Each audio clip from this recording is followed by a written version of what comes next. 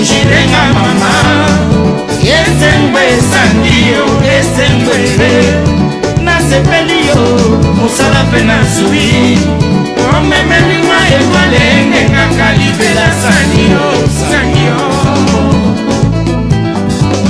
Kemona nzambeo, yakatamela champagne, bisoba baleo, autofete venema bisebe. Kemona nzambeo, asali miracle.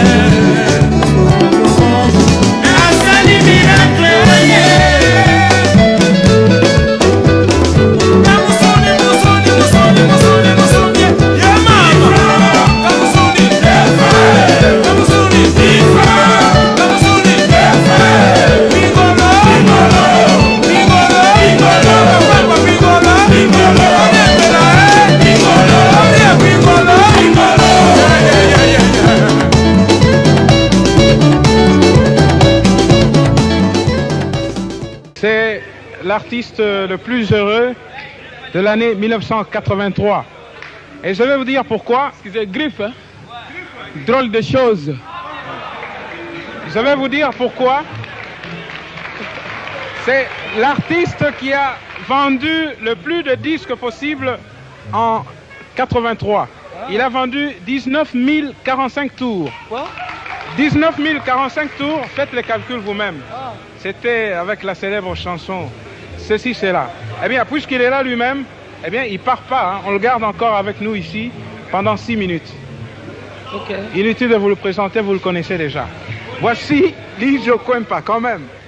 Lidjo Kwempa, le grand samouraï de la musique congolaise, de son vrai nom, Mbuta Mpongo, est né le 15 janvier 1954 à Kikwit et l'une des figures majeures de la rumba congolaise. Danseur invétéré, rompu à la scène, il incarne les griots modernes. C'est lui qui raconte, transmet et charme par la musique, les gestes et la parole.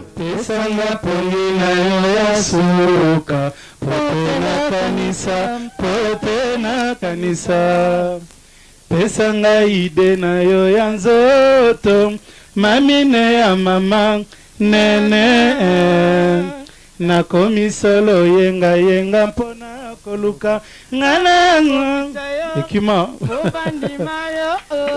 bon oni siko mona monandimi ke boyeba ene tipo parce banzembo akala.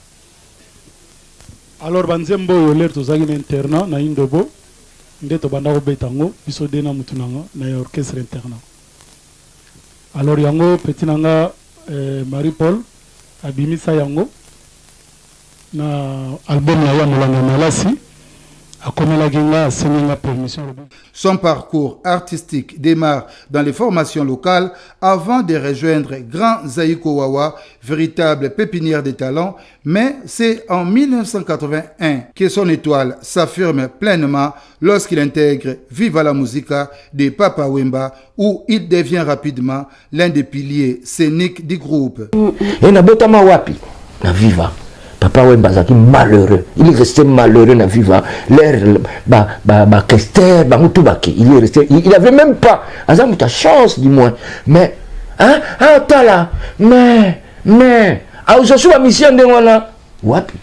Parce que c'est un grand compositeur. Dans tout bayeba ke oyo akoma kavanzembo mabe. Mutu moko te na Viva ko ignorant pour ebele na pesa na komela banzembo. Mais je le dis pas. Ça sert à rien. Na komela banzembo. Alors j'ai du mal à on pour histoire na biso pena ya musique ya Viva ko eza compliqué eza na ba makambo Papa Wemba yemo déjà na komela Papa Wemba libonza Eliana tingalanga fata na la kesta bango ba mona yo malamwe tembesi lao libonza lelo ba benga na sepelisa mboka eyembeli yango nkoko akabelanga libonza nalati putu mobima elongi ya mwanango esekeli ya milote kanda nyonso ekosila ngai. Alors papa libonza toye na poto esclave nyonso ndenge ezalaki esclave ezalaki nzembo nasaleli momi moko mais vu abaloli yango façonne yango na ndenge ya makambo ya mokili.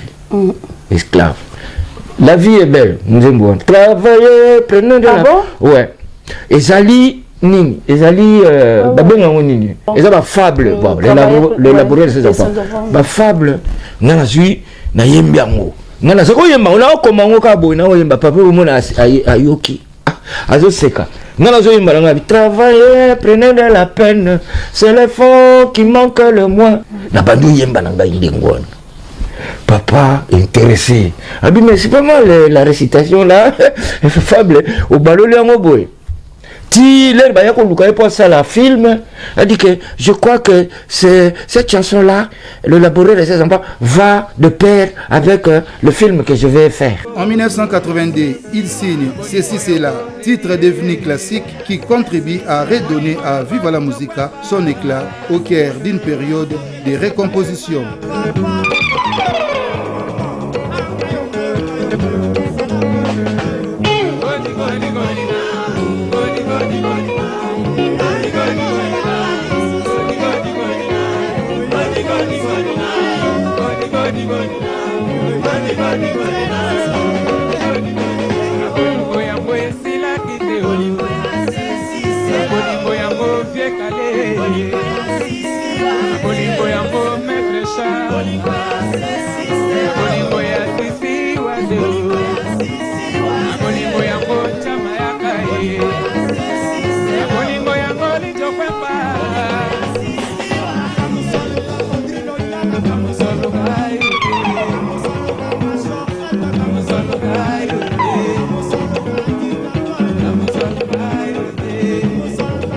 Toujours en mouvement, Lidjo Kwempa multiplie des expériences et des collaborations, notamment avec Bosi Bosiana dans Anti-Choc. Ses albums Bouloukutu et Arche de Noé prolongent sa signature artistique, une musique où il danse, raconte autant que sa voix. Mais Lidjo Kwempa, c'est d'abord un révolutionnaire et on connaît l'histoire de son départ, sa séparation avec Papa Wemba et pour créer la nouvelle génération de la musique congolaise moderne. Nouvelle génération, vraiment histoire nango eza omoni eza lokola source ya mai ndenge bandaka bandi muke yeko funga manasi. Mais source l'air bandaki ou bien eloko l'air bandaka toujours mutu moko azana idée. Donc mutu moko azana idée. Alors tout ça qui na viva biso nyonso. Bon, oui, ça n'a pas crime, on a n'a autant à combo parce que ça serait encore amalgame. Alors, la nouvelle génération, la nouvelle génération, mais si il est arrivé que les choses se font divinement, quoi, tu vois.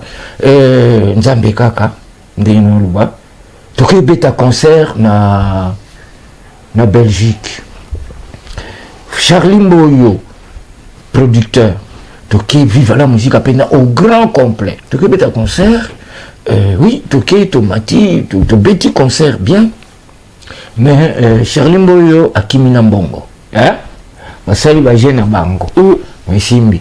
Bon, je veux, bisous, après, voilà, concert de Betami, non, vraiment, je suis pas content. Les Roloba wana facheti à partir des relo ngai kotuko dans linga sute ko beta na bino ko beta na biso comment ça vima loba moko ils ont blessé ka biso alors à partir des relo mututu fa comme mukanda pour ayemba susa atika na viva la musique tout bon de la lundi tout comme tout bon de la pauvre c'est le roi. C'est le roi en direct. Tokinda, vieux, pour mon yété, tu vas tout là, vieux, aïe a pété un jour dans mon bureau quoi. Pour mon gars, mitungi, c'est que ça là, il y a bambongo, il y a bani. Oui, biso, là, tu zongi, tu y répétition, bandit. toya na répétition bato mosusu bazoya te parce que baza mécontent ya makambo elekaki na Belgique. Il faut tosolola na vie bien vie mpe aye na répétition aye aomelaki te biso mpe tozo répéter mais bato tu baza wana parce que tout à fait pour makambo elekaka na Belgique bon vieux la côté t'apprendre toyebisi vieux biso tolingi tosolola na yo tolingi yo ozwaka 60% na barecette ya contrat 40% biso tozwaka pe. Alors parce que na motomo na biso toyebi ke Papa Wemba ça fait 10 ans ndenge toya na poto abimisaka nzembo ata moko te biso kaka tobimisaka 10 ans abimisaka nzembo moko te. Oui, mais bon, merci Nayoki. Je vais répondre bino prochainement. Allez, le but dans une réunion, tu vas faire peu pour bon, réunion bandit. Allez, viens que nous n'ayons un coup de thé. Oh, il a jamais content. La porte est grandement ouverte. Un mouvement l'ango ya bino. Tu as mis ces réponses. Mutabima liboso vrai kolobana loba vérité soka wanga en italien. Oui. C'est redire ici. Ngana landi. Awilo Longomba. Stino Bongo Wende. Non, génération. République démocratique. Pilipili ekosuana miloko bakolinga ye.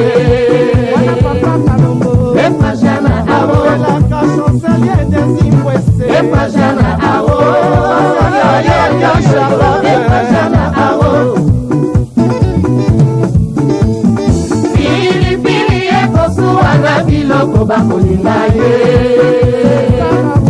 Epashana awo kabiki kosiki jason. Epashana awo epashana awo. Pilipili ekosuana biloko bakolinga ye. Epashana awo epashana awo epashana awo.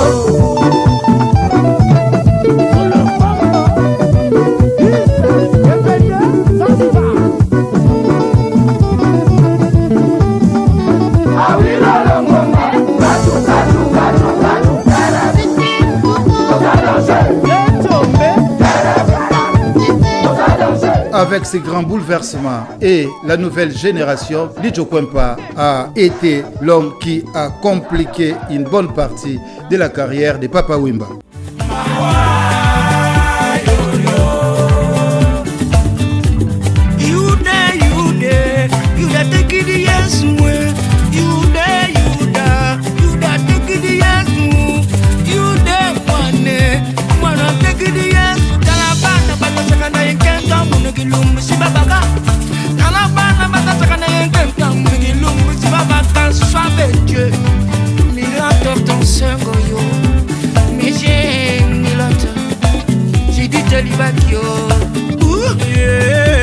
Bolingo ya papa na mama bolingo oyo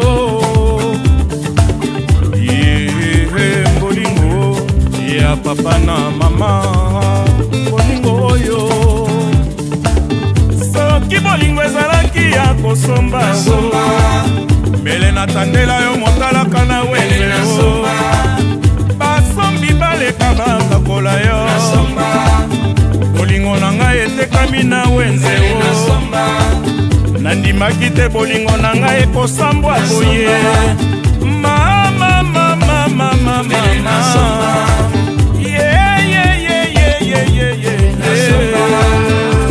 lolango na batela lolango na bomba atalakata mukere kita motema na ngai azala wana walimbela saka mariage mama yoyoyo zinaza l'homme de 4 saisons Jackson Fulangenge Ongle Tiro Alino Bianco le garçon moko ntini mutu encourageant etokende vieux nautaki kini succès ya nouvelle génération vieux mais soki oke okokamwa vieux mpo ozala succès ozobangani tokende l'esprit mpe échange koti mpe bajaponais babengi nga baye kotalanga kuna mbeli na melo babino na okende te nazalaki atalela te bayelinga basaki bilamba ayelinga bilamba momi mpe lero wana tozalaka ayelinga bilamba mais momi azengaki te nakende albi azwelanga ka avocat nakota boloko bongo na boloko bazwelanga avocat ngabi natali ngabi non nakoki jamais kosalir casier judiciaire nanga surtout awa na France alors j'ai préféré refouler nga nakende donc à quelque chose malheur bon na kiti na king ndenge ka master na obi ba master na batuto ba refula biso na bango babima neti ba Luciana babima neti ba musicien ya nouvelle génération le ba moni ba nouvelle génération eye na ko kama donc ba soda ba obina capitaine ba memi biso na nda capitaine soda wana yaki capitaine muto lokola dijo ngapi avandika nake oui yo licho te ngapi oui ngali babandi ko bina na bango na biro boye to sako c'est la bino ngapi to ye na côté ga na ja boye aba mise bango yo boya to bandi ko yemba wana na ba petit to kende na bango wana ba refulaka to bandi obina obi takas e komi deux taxis hôtel na comment que tu n'as parlé là na comme na parlé sangu pantani ke po na comment à 19h na la te na kamo ngabi qu'est-ce que c'est donc vraiment yambeliwana ezalaka vraiment pour ngai na kamwa yango ba toujours à quelque chose malheur est bon ba devait foulam pongo on appelle ça master kanga biso awa yemta petisa biso akya no instrument batie to beti na cambron ne koma kineti vis-à-vis na biso ya poto chaque week-end tozana batu bakubuta ba wapi ba soki biso petembe ba petio ba yate poto mbe ba beta pete na poto quoi poza qui dur pour accepter bino yobi ke mukomsu wenge ya kubeta ba benga na bango na ba parisien comment on a danger ça c'est sérieux ça dit je crois après 5 ans déjà so biso tozali sous-souté so biso génération toya qui vive ceci c'est là vive rumba rock vive ya frenchen vive ya rumba rock so biso to ke et si li ba ko ba susu komba vive tata moke mais loko pe kamusa nga peka yango comment voulez-vous na kini papa tika pe groupe ba petit na yoka kangota ko yokate. Et la suite, c'est un silence. Installé en France, fonctionnaire, mais toujours artiste dans l'âme, Lidjo Kwempa demeure une figure respectée et inspirante. Après un long silence, il effectue son retour en 2014 avec l'album Métro, Boulot et Dodo, rappelant que certains faits ne s'éteignent jamais. Quand j'irai à la France pour chanter à l'Olympia, maintenant je vis en France, tout le jour à la cabossa.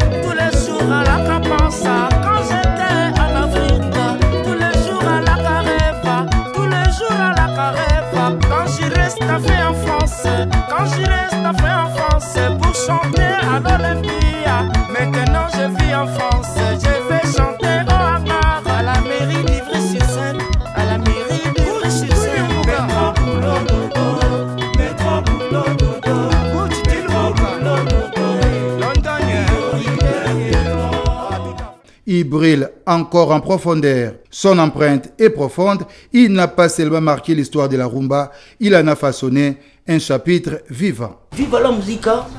Qu'est-ce que je peux dire encore pour un peu dire que Viva la musica, il y est toujours parce que quoi? Moi, partout je vais faire même le playback, où je dois faire un coup, je fais un concert. Ils vont parler de qui? De Lidio Kwempa. Lidio Kwempa, il vient d'où? Et les chansons que je vais jouer là, quelles chansons? C'est des chansons de Viva la musica. Je ne jouerai pas autre chanson. C'est comme Luciana, quand il va faire un concert là, à lui, par exemple, parce qu'on les fait des concerts individuellement, Luciana, Lidio Kwempa, Redi, Stino, voilà. Et Papa Gims, c'est Juna Janana. Chacun fait ses playback, c'est comme chacun a un album, et voilà. Et je ne sais pas comment est-ce que Viva peut être disloqué. Peut-être on peut le disloquer, mais c'est impossible. Parce que partout où on va, on ne parle que. Nous, quand on parle de Lidio Kwempa, parce qu'on parle aussi. On va parler aussi de Viva la musica. On ne va pas s'en passer, je crois. Qui que ce soit, quels que soient ceux qui sont partis, quels que soient ceux qui ne sont plus dans le groupe, je crois que ce groupe-là n'est pas disloqué. Si vous voulez, essayez de nous inviter, essayez d'organiser quelque chose, essayez de nous produire. Simple zata kolo mwezele